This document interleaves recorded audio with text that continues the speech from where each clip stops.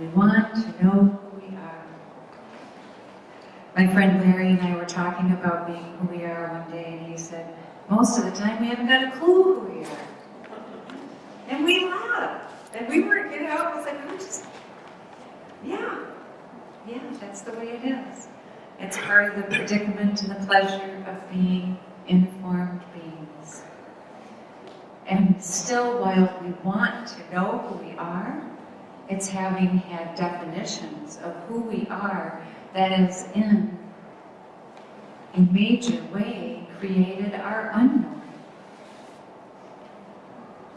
Knowing who we are, like knowing what love is not the same kind of knowing that we usually think of as knowing. It's not knowing about. It's the knowing that comes of being it. The knowing that is knowing who we are is the knowing of this other mysterious thing called love. And this is why we have a course of love.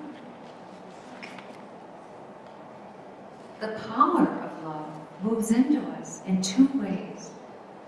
The first is as a new way of knowing.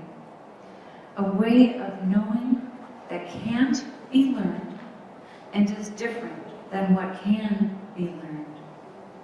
The kind of knowing that allows us to feel, experience, and be who we are. A new way of knowing that is intimate, direct, and experiential. The second power, related to the first, is that it allows us to realize or make real our existence in unity and relationship. And this may be the most important thing that I say to you today. Experiencing the reality of unity creates unity as a new state of being.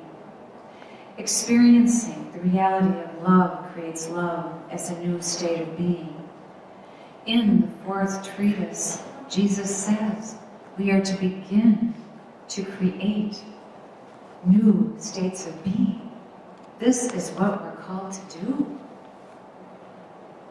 Wow. When we touch unity, we touch a certainty of knowing that is beyond the experience of form alone. And Jesus is basically saying, what good is it if you don't bring it forward? And so what I believe he's saying is that this bringing forward, this interaction, this cooperation with what flows to us from unity is the way the self is elevating. So to change from a way of knowing that remains largely in our minds, that relies on our intellect and what can be taught and learned, is to change our minds, change the world, and become creators of the new by being new. So who are we? In what way can we come to know who we are in the richness of this physical life and in the mystery of the Spirit that animates us? What is said in this about A Course in Love? What is said about this in A Course of Love? Well, the whole book is about that, really. So I'd like to just share what resonates most with me and what I've seen through experience. And you know, the word experience and variations of it are in A Course of Love more than 500 times. And the first thing I want to say is, knowing is an experience. You know that old hymn? Jesus loves me, this I know, because the Bible tells me so. That's not the kind of knowing any of us want, is it? Not about the Bible, Course in Miracles, or A Course of Love. Knowing is an experience. Jesus talks in the Bible, A Course in Miracles and A Course of Love, about the knowing of the little children. Our earliest knowing is pre-language knowing. I've seen this in my grandson Jacques too. What a wealth of knowing goes on before the onset of speech. But in more general terms, the ways of knowing of the little children are ways of discovery. They are ways of wonder, imagination, innocence, all ways we're called back to in a course of life. And knowing may enter us in many ways, and one way is through the physical. New knowing enters us when something that we before would not have thought possible has become possible. When we see or hear or even smell something that we would think could not come through the senses we're used to having. And that's really the way things started with me. I began to hear from an angel piece. This was in the years just prior to A Course of Love. And the first time I heard from him, I was in the basement of my 100-year-old home, not far at all from the cat litter. And his first words to me were, "Smell the sweetness." And I smelled this undeniable scent, like a heavy scent of lilies. Right there. Something I could not really hear or smell. That was my start. But there's so many ways that the physical moves us, and some of them are so common. How about goosebumps? We've known and felt goosebumps since we were kids, and it wasn't always about being afraid. It's like something thrilling is happening, and it's ooh. Something exciting. Ooh. And I still get goosebumps all the time. And I get them mainly when I'm in conversations with my good friends. Yes? Is there a doctor in the house that can explain goosebumps? I'm wondering about that too. I think these are our bodies cooperating with us, letting us come to know what, I mean, really, we've been denied these ways of knowing. People tell you things aren't real, and so when goosebumps, what does that mean?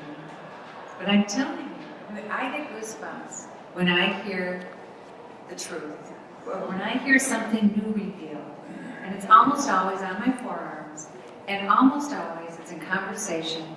And I'll say to my friend, "Ooh, I got goosebumps," and my friend will 9 times out of 10 say, "I got goosebumps too." Yeah, I already get lots of nods. Good, we know this. And how about tears? How many of us don't get tears in our eyes when we hear the truth? It happens to me all the time. And here's one I shared yesterday, and I already heard of a woman who gets the same thing. I call them zingers. So this is when something really profound comes to me, and it's like I have this sensation right up the middle of my forehead that I call zingers. And it's just like this electricity or something, it's just like, and I find myself doing this in my hair, it's like, oh, yeah.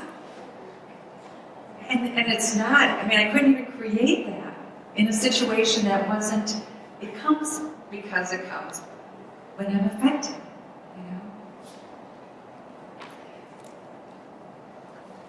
And I bring these things up because, maybe not everybody's going to hear a voice or smell a smell, but everybody has these sensations that allow them to know something new, that allow them to know a new truth. Yes, Heather.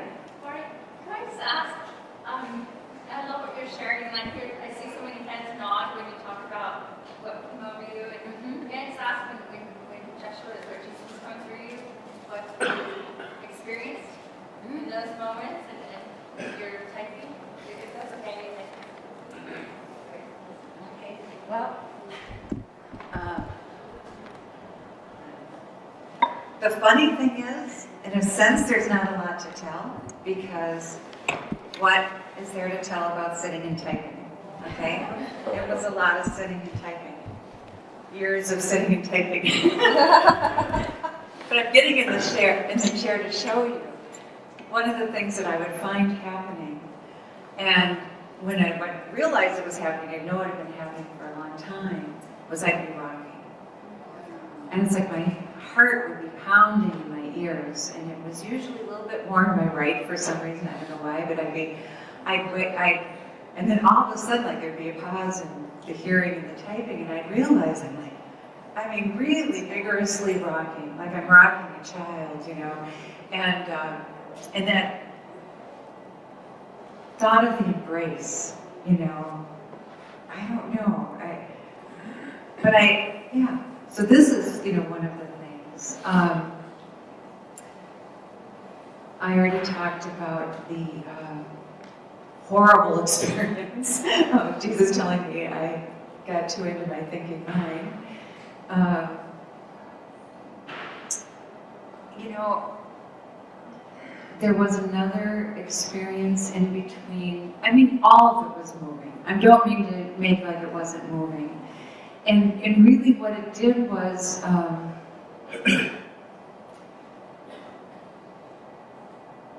it was really interesting, and I believe this really can, so thank you for the question. This can help you in understanding what Jesus asks of you in terms of taking in this course. Because with Jesus' words in my mind, I really could not think. And I would get the sense as I was receiving it, it was like, and it was more of a sense than even a thought, because I could not think while this was going on. And then, but I would have this sense of knowing what was being said. Like knowing it, you know, really deeply, understanding it, no problem. You know, it's like, oh, yeah. If I was thinking, I'd be going, got it, okay. But then, when I'd be done with typing up what I got that day, I would often print it off and take it to bed and read it. And then it would often be very different. Be like, what? Almost like when I would come back into my more separate self, it didn't make nearly as much sense, or sometimes not any sense at all. So that experience of, in the whole, it was like receiving it in wholeness, and that was another thing. I'm kind of forgetting how I used to describe it back then, but it was like, it didn't, I think this is part of the way of knowing of unity too, that you come to know in wholeness. It's not about this sentence, this word, this paragraph, this definition, even this chapter. There's something different going on. And so you come to know it in more of a whole way that doesn't lend itself to being dissected into parts. And so that, I would definitely say that's one of these new ways of knowing. Yeah. Yes?